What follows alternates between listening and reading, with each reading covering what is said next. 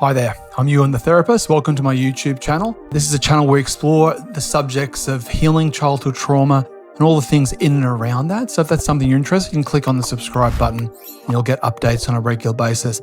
Now today we're going to be looking at the priority number one superpower that you need to develop and get a real understanding of if you really want to, I won't say accelerate your childhood traumas because we're not in a rush here, but you really want to really deepen your healing journey when it comes to childhood trauma. And it's a power we all have. You don't have to generate it. You don't have to create some kind of thing to have it. It's just something we're not utilizing, and it's something we're often not, excuse the pun, aware of. And what this power is awareness and understanding. And this is the first step in healing childhood trauma, is the simple act of bringing our awareness to what is. Where are we? Where am I right now? What is really going on? And on one level, our mind is always trying to jump for solutions, 10 points to change, checklists, YouTube's full of it, where there's a whole sense of, this is what you need to do. Here's the recipe. Out you go out and do it. And awareness is something very different. Awareness has a non-judging, non-concluding feel to it.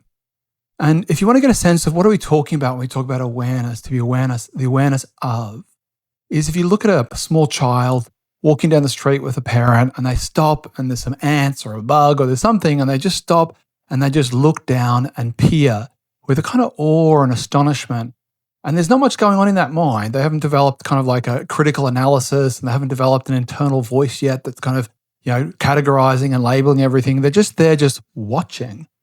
And it's that type of curious awareness, that type of just turning our awareness inwards to just see what is here, is very powerful when it comes to healing childhood trauma. Now, where it can feel very scary when it comes to healing childhood trauma is there's this sense of, if I turn my awareness towards myself and see, this is what's here, I have this feeling of what's here is terrible. I'm terrible. I hate myself. And immediately there's a kind of a judgment that appears, the critic that starts to get loud. And we can misinterpret self-awareness to be self-criticism, self-analysis, self-introspection. And look, those things may or may not have a value, but self-awareness is a non-judging, open, unconcluding space where we're just looking at what is. And it's in that process of understanding what is, the layers of what are, that we start to undo and start to create this kind of healing force. I know in my own experience of overcoming addiction, a big turning point for me was really understanding, having the awareness of why I did what I did. Why did I drink? Why did I do drugs? What was I covering up? What was the pain? What's really going on here? And the awareness of, I thought it was this. Then I go a little bit deeper, it's that. And then underneath that has a root and it's this. And it's something frees up, a space opens up. And all that was required was this honesty. But where it's difficult, if you've come from a background of trauma, we imagine that turning inwards, we're just going to deal with shame and self-hatred. So this is where we have to titrate it, you might say. We have to practice on very simple things to start with. Body awareness is a really good thing. You can do it right now. Together we can do it. We can say, okay, if we just stop where you are in the room and just on the bus, wherever you may be, and just check in where you are. Where am I? What does the ceiling look like? What does the sky look like? Where am I positioned? Who's around me? What are the smells? What are the textures? Is there a taste in my mouth? Am I feeling heavy? Am I feeling light? Just this type of thing where we're just checking in. We're just being aware. And we're developing that sense of trust in our awareness. That our self is something we can turn towards and feel assurance rather than this kind of repelled feeling.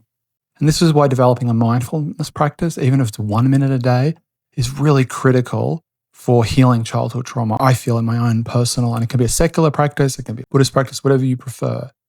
But developing that capacity to be comfortable with turning our awareness towards ourselves in a gentle and loving way is where real healing begins, because it's where real honesty occurs.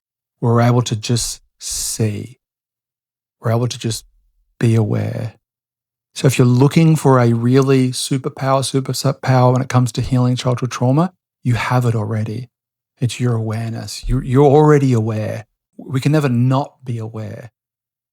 Even if I say, well, I don't know what awareness is, I'm aware of that. Whatever way you look at it, you cannot get away from the fact that we're aware. And we're directing that awareness, you might say, just towards understanding ourselves in this compassionate, curious, open, unconcluded way. And if we use that as a starting point, it's where a lot of healing can begin. And it's so simple, but it's so profound. It's so easy to miss because we can get lost in all these theories and methods and blah, blah, blah, blah, blah, where the most simple thing is, here I am. Here this is. Okay, that's a start. So just consider that. I invite you to just pay attention to what you're paying attention to. Pay attention to this capacity to be aware and open yourself to that. If this kind of thing interests you, I have a practice. You can click on the link in the description to my website, You and the Therapist. I have a lot of free resources there for people. Or if you want to book in for a free consultation, you can do that as well. I hope you've enjoyed this. If you have enjoyed this, click on like and subscribe. And please take care of yourself, and bye-bye.